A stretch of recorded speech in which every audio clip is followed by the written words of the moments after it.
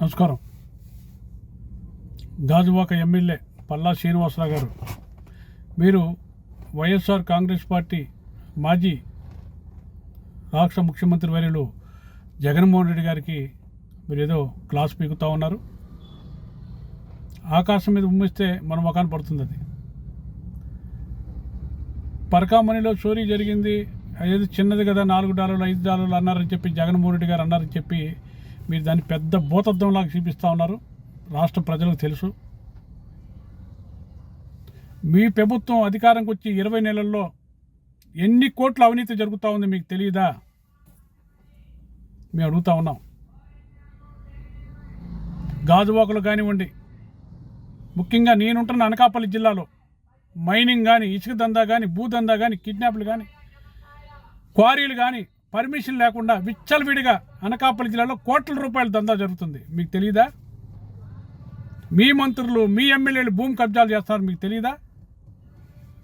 మీరు పెద్ద సత్య హరిశ్చంద్రులాగా ఈరోజు జగన్మోహన్ రెడ్డి గారి గురించి మాట్లాడుతున్నారంటే పిచ్చి పరాకాష్ఠకి చేరింది మీకు. టీడీపీ వాళ్ళకి వాళ్ళు తప్పు చేశారు, ప్రజలు మీకు ఓట్లు వేశారు. మీరేం చేస్తున్నారు?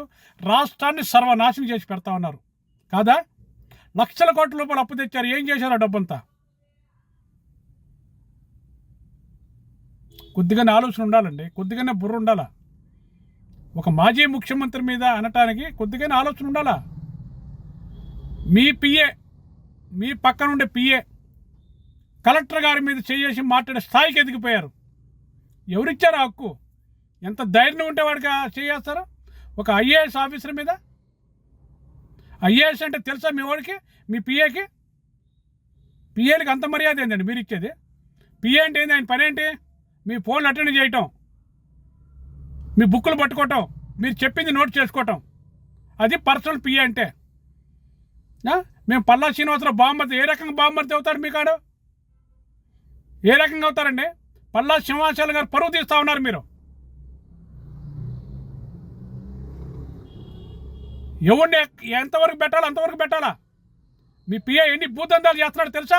ఎన్ని కబ్జాలు చేస్తున్నాడో తెలుసా? ఎంతమంది ఆఫీసులు బెదిరిస్తున్నాడో తెలుసా? ఈరోజు ఒక ఐఏఎస్ ఆఫీసులు విలువ లేకుండా చేస్తూ ఉన్నారు. మేము అనకాపల్లి జిల్లా కలెక్టర్ గారికి వినిపించుకుంటా ఉన్నాం. మీరు 62 సంవత్సరాల ఉద్యోగం చేసే ఆఫీసులు మీరు.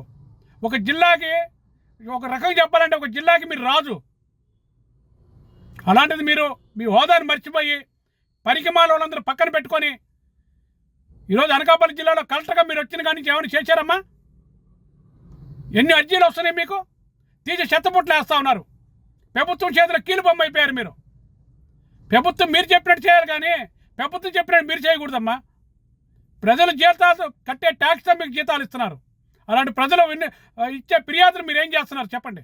అనకాపల్లి జిల్లాలో ఎంత దౌర్జన్యం జరుగుతుంది మీకు తెలియదా కలెక్టర్ గారు? మేము అడుగుతా ఉన్నాం సమాజ్వాదీ పార్టీ తరఫున జిల్లా కలెక్టర్ గారిని. పిఏలతో, ఎమ్మెల్యేలతో, మంత్రులతో రాజీలు పడి ఈరోజు